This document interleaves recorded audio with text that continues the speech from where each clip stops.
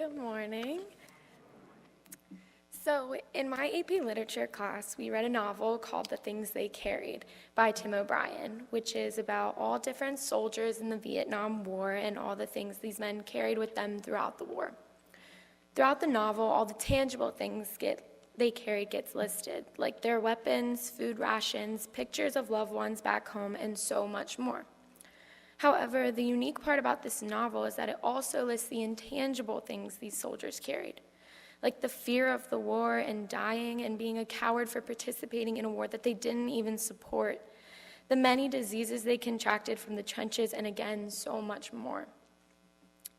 For my senior AP Literature project, we have been asked what are tangible and intangible things we will carry with us as we begin college come the fall. In the fall, I will be attending the University of Kentucky in Lexington, which is roughly 8.5 hours from here. So when asked what will I carry to college with me, a million things flooded my head. I'm taking everything, right? A comforter, some pillows, books, pencils, a backpack, and my waffle maker. Then I realized those are all tangible things. Now, it's really ironic because when Pastor Daniel asked me to do this, the question he proposed to me was, why is my faith so important to me in this stage of my life I'm currently in?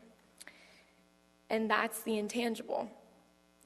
At this time in my life, it will be imperative that while my life is morphing into something totally new, if one thing is going to remain the same, it must be my faith in God.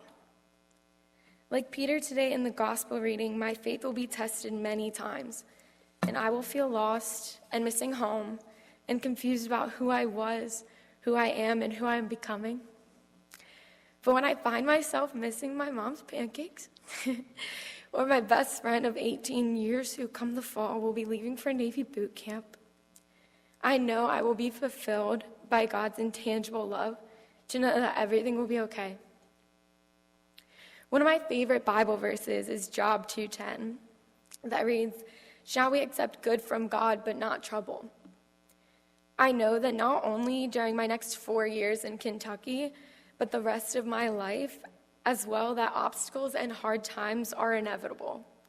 And looking back on the past 18 years, I've already overcome so many. I know that because of God's grace, I have been shown that there's always sunshine after the rain. But through the hard times that are to come, especially during college and my first years on my own, to remember that I'm never truly alone. I will be away from everything I've ever known, but that doesn't mean I am alone. During the process of confirmation, there will be many times when we compared God to different things, and one that stuck with me the most said, God is like the air that I breathe. I cannot see him, but I know he is within me, and he's there, and I need him.